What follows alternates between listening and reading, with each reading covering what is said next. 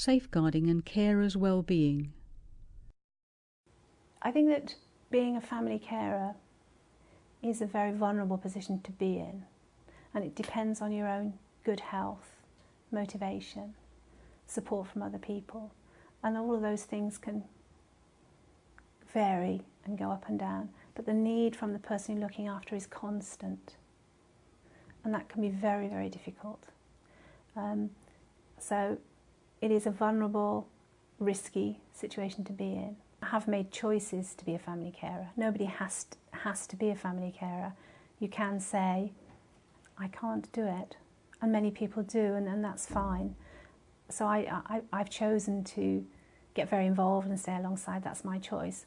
But with it has come a terrific sense of isolation, even from within my own family. A lot of people within my family don't understand my role. So, you know, that's tiring and challenging, and it would be wrong of me to say that, you know, that's not a difficult situation for many families. And it can lead to exhaustion, it can lead to tension, it can lead to times when you make a decision more about yourself perhaps than about the person you're caring for. That needs to be seen very early on. So, you know, you do need friends, you do need a break. All the things that you can get as of right, a carer's assessment. You know, use your budget wisely so that you get some time off. Look after your own health. These are all things which carers and family carers tend not to do. They don't look after themselves, but they're really important messages. You know, key into other networks of people who have similar experiences, or do something completely different. But certainly approach this as a challenging, complicated, very, very important job. And just as anyone else in a challenging, complicated job would have advisors, time off, and health checks, you have to build all of that in. You know, otherwise I think you can get into a situation where you may make the wrong decision on someone's behalf, or you may just be too tired to think clearly. As an information and advice organisation, we try and advise parent carers to look after themselves, because obviously if you are stressed or if you do become unwell, then your caring role instantly becomes more difficult. So we'll often signpost courses for parents around stress management, around sort of their general well-being. We do try and promote carers groups to parents that are in isolation. So for example, you know, not just physically going to a parent carer group, but social networking is absolutely fantastic.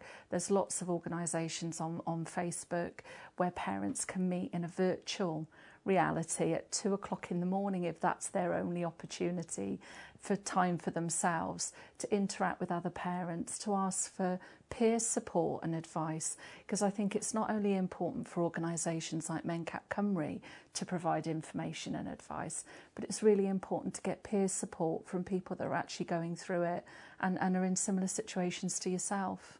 Sometimes family members can get into difficulties with regards to abuse allegations just through lack of knowledge. So particularly around financial abuse, parent carers can think that they're acting, you know, in the best possible way for their family member, but actually an outside agency would take a slightly different view of what's taking place. And I think in those circumstances, it's just around education, around giving people the right advice and information so that they can act slightly more appropriately for the person that they're supporting. There are some circumstances where people become so frustrated, sometimes with the absence of care and absence of support elsewhere, people can come to the end of their tether.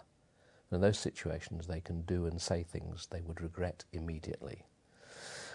I think the role of agencies is to recognise those potential pressures on carers wherever possible, to reduce them, and to understand when things can and do occasionally go wrong.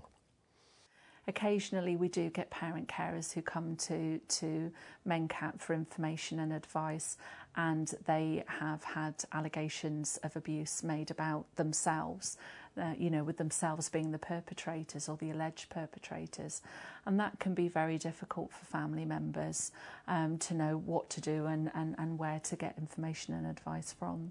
I think good communication is the key. People need to know what's happening, why it's happening, how it's happening, and also to be given, wherever possible, some indication of timescales. And if those timescales slip, to be re-updated with current information.